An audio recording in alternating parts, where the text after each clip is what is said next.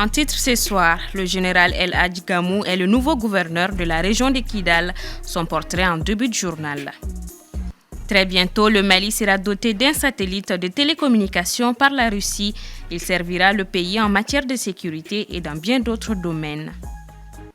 La 4e Assemblée générale ordinaire du réseau africain des télédiffuseurs se tient dans la capitale malienne du 21 au 23 novembre 2023. Le rôle que jouent ces sociétés de télédiffusion est le premier épisode d'une série que nous y consacrons. Fidèles téléspectateurs, bonsoir, bienvenue dans ce journal. Une semaine après l'entrée des FAMA et quelques jours après l'interpellation du gouverneur Fodé Malick Sissoko, la région de Kidal a un nouveau chef de l'exécutif, le général de division El Hadj Gamou, qui est le général Gamou. Élément de réponse avec Aminata Keïta. Né le 31 décembre 1964 à Tindermen, dans la région de Ménaka, El Hadj Gamou est un Touareg Imgad issu d'une famille de bergers. Homme de terrain chevronné, il a passé le plus clair de sa vie sur le théâtre des opérations. Son expérience a commencé dès sa jeunesse. À l'âge de 16 ans, en 1980, il rejoint la Légion islamique ou Légion verte, une unité de volontaires militaires étrangers créée par le général libyen Ali Sharif al-Rifi en Libye. Celle-ci était principalement formée de jeunes Touaregs originaires du Mali et du Niger. Au sein de cette armée, il fait la connaissance de Iyad Agali. Il passe une année d'entraînement en Libye, puis 6 mois en Syrie auprès des forces spéciales engagées dans la guerre du Liban aux côtés des Palestiniens. Gamou regagne le Mali en 1988, puis 2 ans plus tard, en 1990, il fait alliance avec les rebelles Touaregs et combat au sein de l'armée révolutionnaire de libération de l'Azawad. Mais, en 1994, il se brouille avec Iyad Agali, chef du mouvement populaire de libération de l'Azawad. La rébellion a continué jusqu'en 1996. La même année, un accord de paix a été signé et le 27 mars 1996, une cérémonie de la flamme de la paix a eu lieu à Tombouctou en présence d'Alpha Omar Konaré, alors président de la République, et du président ghanéen John Jerry Rawlings. Au cours de cette cérémonie, 3600 armes des anciens rebelles sont détruites et un monument à la paix est érigé avec le reste des armes fondues. En 1999, Gamou rejoint la mission de l'ONU en Sierra Leone. De retour au Mali en 2000, il est promu lieutenant-colonel et décoré de la médaille de la valeur militaire. Une année plus tard, Gamou est affecté à Gao et en 2005, il prend le commandement de Kidal. En 2012, la rébellion commence à nouveau au Mali. El Hadj Gamou est alors colonel-major à Kidal. Le 18 janvier, Aguelok est attaqué et tombe entre les mains des groupes rebelles. Le lendemain, des renforts venus de Kidal et commandés par Gamou reprennent la ville. En février, Gamou affronte les rebelles à Tinsalan, les 2 camps revendiquent la victoire. Mais 1 mois plus tard, les rebelles prennent le contrôle de Tessalit. En mars 2012, la ville de Kidal est attaquée par Ansardine et le MNLA. Gamou se replie avec ses forces vers le Niger. Cible d'une tentative d'assassinat par un jeune djihadiste, il s'en sort vivant. En janvier 2013, l'armée française lance l'opération Serval. Gamou reprend le service à la tête de sa milice forte de 700 hommes, dont 500 Touaregs Imgad. Peu de temps après, les forces du colonel Gamou et les troupes françaises reprennent le contrôle de la ville de Ménaka, abandonnée par le MNLA. Le 2 septembre 2013, El Hadj Gamou est promu général de brigade et élevé au titre d'officier de l'ordre national du Mali. Après des affrontements, le Gatia et la CMA concluent la paix le 16 octobre 2015 lors de pacte d'honneur. En février 2016, Gamou et ses hommes du Gatia entrent à Kidal. Le 4 septembre 2019, le général de division Gamou est nommé inspecteur général des armées et services maliens. En décembre 2021, il est débarqué de son poste par le président Assimi Goïta. Depuis juin 2022, Gamou est grièvement blessé au torse et au bras lors d'une embuscade de l'État islamique dans le Grand Sahara lors de la bataille de Anderaboukan. Silencieux depuis lors, il renaît de ses cendres aujourd'hui en tant que gouverneur de Kidal. Le mémorandum d'entente signé à Moscou entre la délégation malienne et la filiale de Roscosmos prévoit la mise à la disposition du Mali d'un satellite russe pour couvrir les besoins en sécurité, en télécommunications et autres secteurs, favorisant le développement du pays. Paul Yapinguessan. C'est un deuxième rendez-vous à Moscou en l'espace d'un mois entre la délégation malienne, conduite par le ministre de l'économie et des finances, Alusenu Samou, et Glaskomov, une filiale de l'agence spatiale russe Roscosmos, a débouché sur la signature d'un mémorandum d'entente déterminant un cadre de coopération en matière d'utilisation de satellites dans divers domaines. Selon le ministre malien, ce nouveau cadre de coopération permet de se pencher, entre autres, sur les questions de surveillance du territoire et des frontières et d'études de l'environnement et du développement urbain. L'objectif pour Bamako, à terme, c'est de pouvoir mettre en orbite son propre satellite, a expliqué Alusenu Samou. Les relations entre la Russie et le Mali se sont renforcées ces dernières années. La coopération militaire entre les deux pays a pris de l'échelle, avec Moscou qui continue de fournir des équipements, des munitions et des formations aux officiers maliens. La signature de l'accord intervient quelques jours seulement après la libération de Kidal, bastion de la rébellion Touareg depuis une dizaine d'années. Au mois d'octobre dernier, une délégation malienne a signé avec Rosatom, l'agence russe de l'énergie atomique à Moscou, un protocole d'accord sur la coopération dans le domaine des utilisations pacifiques de l'énergie atomique. Selon elle, le document porte avant tout sur le développement de l'infrastructure nucléaire du Mali, la formation du personnel, des installations de recherche nucléaire et de l'énergie nucléaire et la sensibilisation du public à cette énergie. La coopération entre le Mali et la Russie concerne plusieurs secteurs, dont l'énergie, les mines, l'éducation, l'agriculture et le transport. Actualité politique. Le lundi 20 novembre 2023, une délégation du Bureau politique national du RPM, conduite par son président Dr Bokari Treta, a été reçue à sa demande au siège du parti ADEMA-PACJ. Selon le communiqué ayant sanctionné la rencontre, les deux partis politiques ont longuement échangé sur les questions liées à leurs relations bilatérales, à la genèse et la gestion de la crise qu'a traversé le RPM, à la situation socio-politique, sécuritaire du pays et celle internationale, ainsi que d'autres sujets d'intérêt national.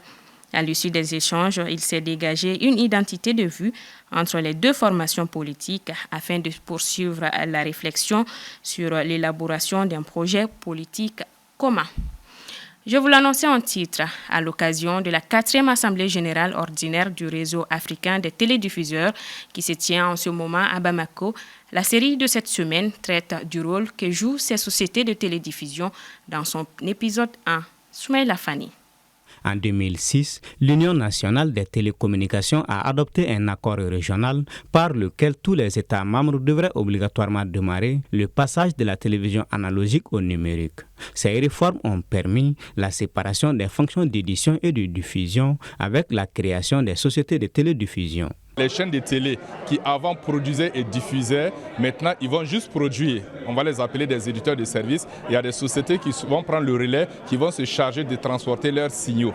Donc en fait, là, il y a eu une séparation où il y aura les sociétés de télé que vous êtes d'un côté et également des diffuseurs qui seront des sociétés de l'autre côté. Les activités des sociétés de télédiffusion ont été séparées de celles de l'édition. Donc vous avez la SMTD au Mali, l'ORTM, la SBT au Burkina et l'ORTB aussi. Et en même temps en Côte d'Ivoire, vous avez l'IDT et la RTI. Donc nos activités ont été séparées. Nous, on s'occupe de la diffusion et les autres structures s'occupent de l'édition. Considérées comme les dernières nées des acteurs de l'espace audiovisuel africain, les sociétés de télédiffusion, bien que jeunes, mais de par leur mission, font qu'elles sont des cadettes qui s'occupent de leurs aînés. Les sociétés de télédiffusion, couloirs de transmission entre les opérateurs de satellites, de fibres optiques et les éditeurs, se doivent adopter instamment les meilleures stratégies en vue d'être à cheval sur les demandes de services efficients, où la qualité du partenariat restera même longuement la viabilité nécessaire. Il s'agit, sur ces registres, d'en appeler à notre génie créatif. Le gouvernement du Mali, pour sa part, a mis la viabilité de la Société nationale de diffusion, à savoir la SMTD-SA, au cœur de la stratégie de sa création et de son développement. C'est pourquoi elle a dans son portefeuille d'autres missions telles que l'exploitation de la fibre optique de l'État et la mise en disposition des capacités de stockage des données. Sur le continent, les réseaux qui regroupent les télédiffuseurs RAET se donnent comme tâche de faire un diagnostic des problèmes du secteur à la faveur de sa 4e Assemblée générale ordinaire qui se tient actuellement à Bamako et qui va permettre de changer sur les enjeux et perspectives du secteur. Actualité hors de nos frontières. Après Niamey, le 13 novembre, l'ancien Premier ministre ivoirien Guillaume Soro a rencontré ce mardi 21 novembre à Ouagadougou le président de transition, le capitaine Ibrahim Traoré. Le récit avec Djeneba Samaki. Cette rencontre de l'ex-premier ministre ivoirien Guillaume Soro avec le capitaine Traoré est intervenue 8 jours après celle à Niamey avec le chef du régime militaire du Niger, le général Abdraman Tiani.